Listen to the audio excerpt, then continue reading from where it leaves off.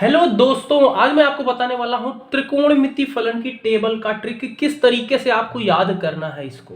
ठीक है, तो इसमें आपके 5 कोण होते हैं, 0 अंश, 30 अंश, 45 अंश, 60 और 90, और 6 त्रिकोणमिति फलन होते हैं, साइन, कॉस, टेन, कॉट, सेक, कॉसेक। ठीक है, तो इनको सबसे पहले आपको एक टेबल बना लेनी है कुछ इस टाइप से, और इसमें इनके मान रख लेने हैं। कौन कौन से? जो आपके पांचों कोण है, सबसे पहली बात तो उनको रख लेना है।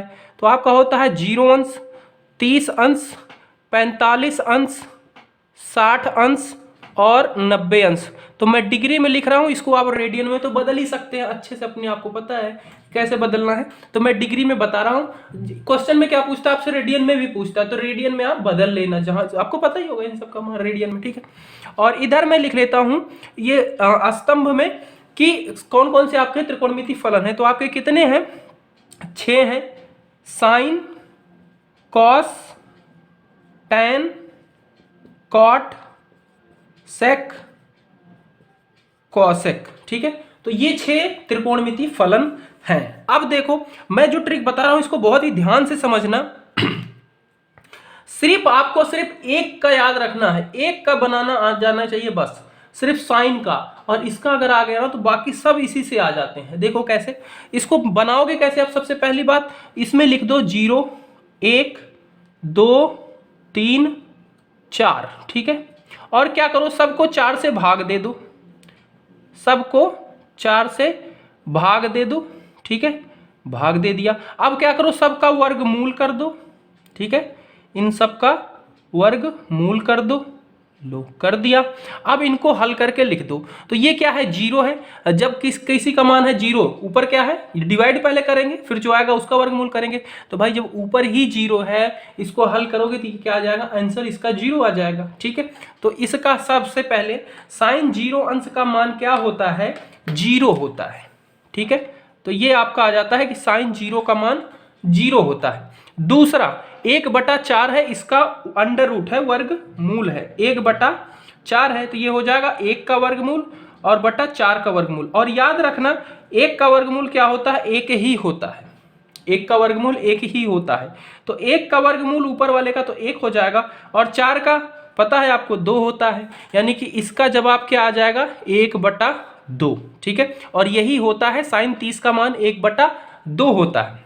इसके बाद 45 का है, 45 में है रूट के अंदर 2/4, इसको हल करें तो 1/2 हो जाएगा ये। ठीक है, रूट के अंदर, और फिर ये रूट 1 हो जाएगा और रूट 2 हो जाएगा, और रूट 1 का मान तो 1 होता है, और रूट 2 को तो नहीं हल कर सकते, तो इसको क्या लिखेंगे? रूट 2 ही लिखते हैं। तो यानी कि इसका मान क्या आ गया? 1/√2।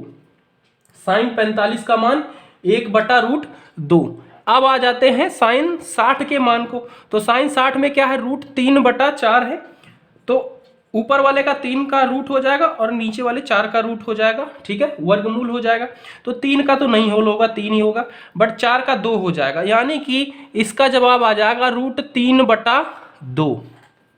ठीक है, उसके बाद ये लास्ट वाला है, लास्ट वाला है 4/4। पहले तो इसको कट करेंगे तो ये क्या हो जाएगा? 1 हो जाएगा, और √1 का मान क्या होता है? 1 होता है, यानी कि ये आपका हो जाएगा 1। तो आपको साइन का पता चल चुका है। साइन 0 अंश, 30, 45, 60, 90 निकल गया। याद करने की जरूरत तो नहीं पड़ी, बस इतना याद रखना है। सबसे पहले 0, 1, 2, 3, 4 लिखो, फिर सबको 4 से भाग दे दो और उनका वर्गमूल निकाल दो। ठीक है, अब निकालना है कॉस का। तो कॉस के लिए क्या करो, इसी को बिल्कुल पलट दो। जो 90 अंश का मान है उसको 0 में डाल दो, जो 60 का मान है इधर डाल दो, इसको इधर, इसको इधर, इसको इधर। ठीक है, बिल्कुल उल्टा पलटा कर दो बस। तो इसको हम सबसे पहले यहाँ पे रख देते हैं। कॉस 0 अंश का मान 1 होता है, और फिर कॉस 30 का मान हो जाता है √3/2, कॉस 45 का मान हो जाता है 1/√2, और कॉस 30 का मान हो जाता है 1/2, और कॉस 90 का मान होता है 0। तो हमें कॉस का पता चल चुका। अब बात आती है टैन की।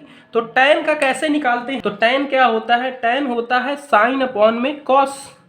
ठीक है, साइन अपॉन में कॉस। हमें साइन भी पता है, कॉस भी पता है, तो हम यहाँ पे निकालेंगे टैन 0 अंश का मान, यानी कि साइन 0 का अंश का मान बटे कॉस 0 अंश का मान। साइन 0 अंश का मान है 0, कॉस 0 का मान है 1, यानी कि 0/1 है। अब इसका जवाब क्या होगा भाई? कॉस।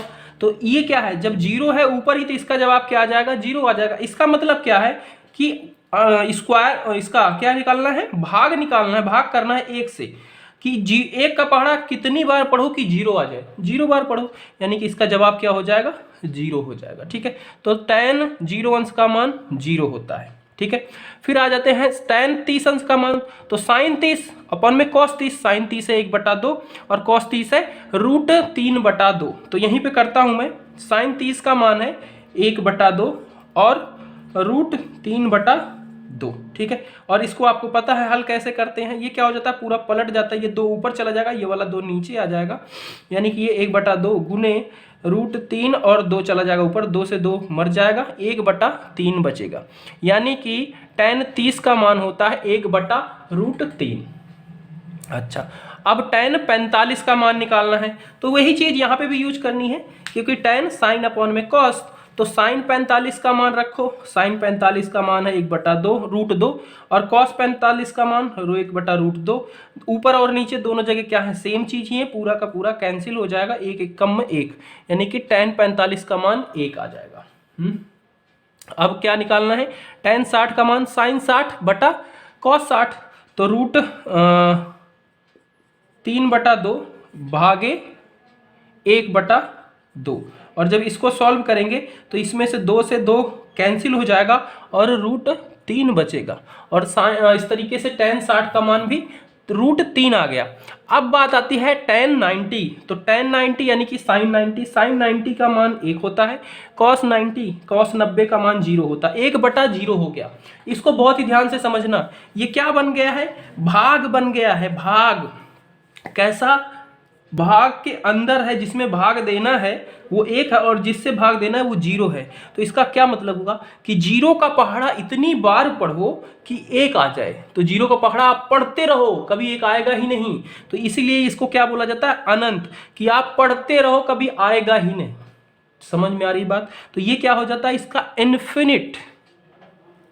ठीक है, अपरिमित रूप से, अनंत जिसको बोलते हैं, इन्फिनिट ये सिंबल होता है। ठीक है, यानी कि tan 90 का मान क्या होता है, अनंत होता है, इसको आप लिख ही नहीं सकते, बहुत बड़ी संख्या होती है, अनंत। ठीक है, अब बात आती है कॉट की, तो साइन कॉस tan हमें निकल लिया हमने। अब कॉट की बात आती है, कॉट में क्या करना है, जैसे हमने साइन वाले को उलट के कॉस का निकाला था, वैसे tan को उलट के कॉट का निकालना है। क्लियर बात, यहां पे हम पलट देंगे इसको, ये जो अनंत यहां पे है इसको इधर रख देंगे। ठीक है, 90 का मान था, ये यहां पे आ जाएगा और ये यहीं पे रहेगा 1, और ये इधर चला जाएगा और 0 इधर। तो देखो आपका कॉट का भी मान आ गया। अब बात आती है सेक और कॉसेक की, तो सेक क्या होता है, सेक होता है 1/cos। ठीक है, चाहे आप सेक की पहले निकालो या कॉसेक की, हम सेक की ही निकालते हैं। तो सेक क्या होता है 1/cos, यानी कि सेक 0 अंश का मान क्या होगा, 1 cos 0 अंश का मान, cos 0 का मान क्या होता है, 1 होता है, यानी कि 1/1, यानी कि इसका मान 1 हो गया। इसी तरीके से सेक 30 अंश का मान, यानी कि 1/cos, यानी कि 30 अंश, cos 30 अंश का मान 1/, में कर दो, यानी कि 1/√3/2 और 2 चला जाएगा ऊपर, यानी कि 2/√3, 2/√3 हो जाएगा। इसके बाद सेक 45 का मान, यानी कि cos 45 है 1/√2 और √2 चला जाएगा ऊपर, यानी कि √2 हो जाएगा इसका मान। ठीक है, और इसी तरीके से सेक 60 का, यानी कि 1/cos 60, cos 60 क्या है 1/2, 1/cos 60 1/2, और ये 2 चला जाएगा ऊपर, ये बन जाएगा 2। ठीक है, इसी तरीके से cos सेक 90, तो 1/cos 90, 1/cos 90 का मान क्या है 0 है, 1/0 हो गया। और जब 1/0 हो गया, इसका फिर वही बन गया कि अंदर तो क्या हो गया 1 हो गया और 0 हो गया। अब कह रहा है कि भाग करो, तो 0 कितना बार आप पहाड़ा पढ़ोगे कि 1 आए, तो आप पढ़ते जाओ अनंत, यानी कि इसका मान भी अनंत आएगा। क्लियर हुई बात यहाँ तक।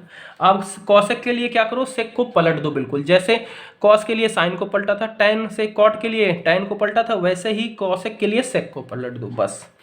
ये वाला इधर मान रख दो, ये वाला यहाँ रख दो, ये वाला यहाँ रख दो, ये वाला यहाँ रख दो, और ये आपकी बन गई पूरी की पूरी टेबल। 6 त्रिकोणमिति फलन हो गए और ये यहाँ पे 0, 30, 45, 60, 90 का मान हो गया। यही टेबल आपकी बुक में होती है और हम रटते रहते हैं, याद नहीं होती। अगर ये ट्रिक आपको पसंद आई है जो मैंने समझाया तो वीडियो को लाइक करना, शेयर करना, अपने दोस्तों के साथ जरूर शेयर करना और मिलते हैं अगली वीडियो में। Bye bye.